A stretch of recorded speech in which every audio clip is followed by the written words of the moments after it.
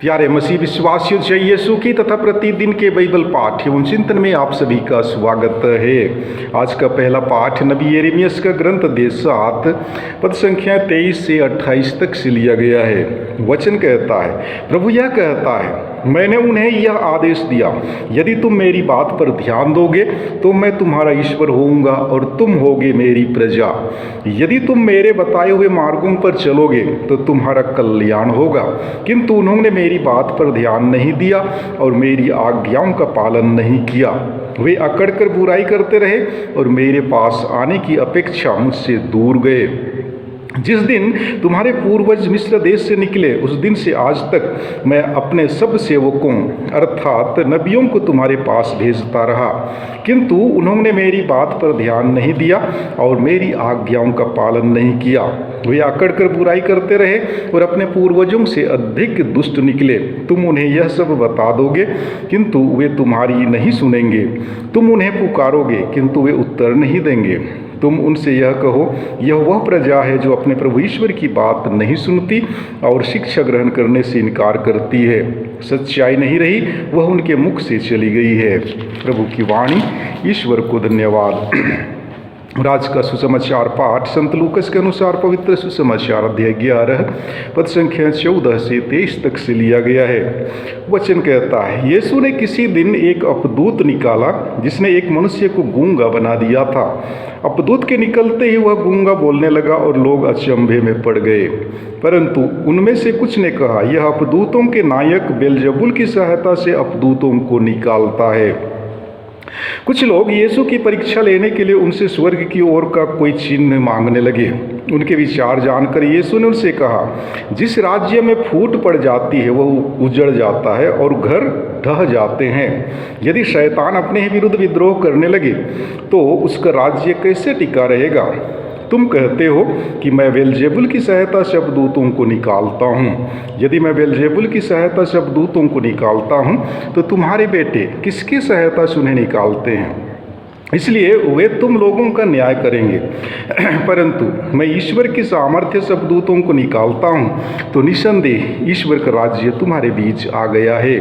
यदि कोई बलवान मनुष्य हथियार बांधकर अपने घर की रखवाली करता है तो उसकी धन संपत्ति सुरक्षित रहती है, पर यदि कोई उससे भी बलवान उस पर टूट पड़े और उसे हरा दे तो जिन हथियारों पर उसका भरोसा था वह उन्हें उससे छीन लेता है और उसका माल लूट कर बांट देता है। जो मेरे साथ नहीं है वह मेरा विरोधी है और जो मेरे साथ नहीं बटोरता वह भी खेरता है। प्रभु का सुसमाचार। हे ख्रिस्त तेरी स्तुति हो। प्यारे मसीही विश्वासियों, ईश्वरीय राज्य की स्थापना का संदेश हमने मुक्ति इतिहास में समय समय पर सुना है। विभिन्न नबियों ने उसकी चर्चा की है कि उसकी चुनी हुई प्रजा ईश्वर से दूर भटकती रही। नबी यिर्मयाह आज उनकी हठ धार्मिकता का वर्णन हमारे सम्मुख रखते हैं। यीशु ख्रिस्त संसार में ईश्वरीय राज्य की स्थापना के लिए स्वयं प्रत्यक्ष रूप से आए ताकि सबों को मुक्ति मिले। अपने सामर्थ्य एवं पापों के कारण ईश्वरीय राज्य स्थापना के मार्ग में हम बाधक बनते रहे। कलीसियाई एकता के बदले अपनी पहचान खोते रहे और तितर बितर होते रहे। इस तरह हम शैतान जो हमारा दुश्मन है के साथ देते रहे। अतः हम ईश्वरीय राज्य की स्थापना में हाथ बांटने की जरूरत है। प्रभु का वचन कहता है, यदि तुम मेरे बताए हुए मार्गों पर चलोगे तो तुम्हारा कल्याण होगा। जीवन को ऊंचा उठाना और सुंदर से सुंदरतम बनाना ही मानव जीवन का परम लक्ष्य है। मनुष्य इस लक्ष्य को तभी प्राप्त कर सकता है जब वो ईश्वर के बताए हुए मार्ग पर चलता है।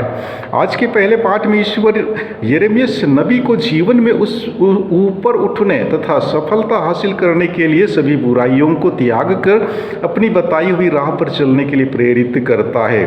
सफल और व्यवस्थित जीवन जीने के लिए मनुष्य को प्रभु की शिक्षा तथा उनके बताए हुए मार्ग पर चलना बेहद जरूरी है। इसी में मनुष्य का कल्याण और भला है। आज सुसमाचार पाठ में यीशु ने एक गूंगे व्यक्ति को चंगा कर लोगों को चकित या अचंभित कर दिया। गूंगे व्यक्ति से अपदूत को निकाल बाहर करने के लिए यीशु अपनी महाशक्ति का प्रयोग करते हैं। यीशु ईश्वर के पुत्र हैं। इस बात को इस बड़े चमत्कार से उन्हें सांकेतिक रूप से प्रमाणित करते हैं। यीशु एक अति महत्वपूर्ण और बड़ा मिशन कार्य संपन्न करते हैं। जहाँ ईश्वरीय शक्ति की विजय होती है वहीं शैतान की शक्ति पराजय। सुसमाचार पर मनन करने से ऐसा प्रतीत होता है कि आज ईश्वरीय शक्ति तथा शैतानी शक्ति का महापरीक्षण हुआ। प्रभु यीशु की शक्ति देख फरीसी हैरान होकर यीशु पर शैतान की शक्ति से अपदूत को दूर करने का दोष लगाते हैं। यह एक हार तथा अविश्वास का चिन्ह है। यीशु की अपदूत निकालने को लेकर फरीसियों ने यह आरोप लगाया कि वह शैतान के नायक बेलजेबुल की सहायता से ऐसा करते हैं। इसकी व्याख्या दो तरीके से की जा सकती है। पहला यह कि फरीसियों के कुछ शिष्य भी अपदूतों को निकालते थे। अगर यह सत्य था तो निश्चय ही वे भी शैतान के काम को ही आगे बढ़ा रहे थे। इसीलिए यीशु ने कहा था, तुम्हारे बेटे किसकी सहायता से उन्हें निकालते हैं? यीशु ने उनके ही कथन से उन्हें गलत सिद्ध किया। दूसरा यह कि फरीसियों के शिष्यों ने अपदूतों को निकाला ही नहीं या निकालने की हर संभव कोशिश की पर नाकाम रहे। पर ख्रिस्त ने पिता की शक्ति से यह किया और इस प्रकार ईश्वरीय राज्य के आगमन का संकेत दिया। शैतान ने हजारों साल तक संसार को अपने अधीन में रखा, लेकिन ख्रिस्त के जन्म के और उनके कार्य प्रारंभ करने के द्वारा उन्होंने शैतान की शक्तियों को उखाड़कर ईश्वरीय राज्य का विस्तार करना प्रारंभ किया। मरुभूमि में शैतान की परीक्षा पर विजय पाने के साथ ही उन्होंने ईश्वर के राज्य के विस्तार का कार्य शुरू कर दिया, जिसकी प्रगति उनकी शिक्षा और उनके कार्य दर्शाते हैं। इसकी चरम उनका मरण और पुनरुत्थान है, जो अनंत काल तक बना रहेगा जब तक उनका द्वितीय आगमन नहीं हो जाता है। आमीन।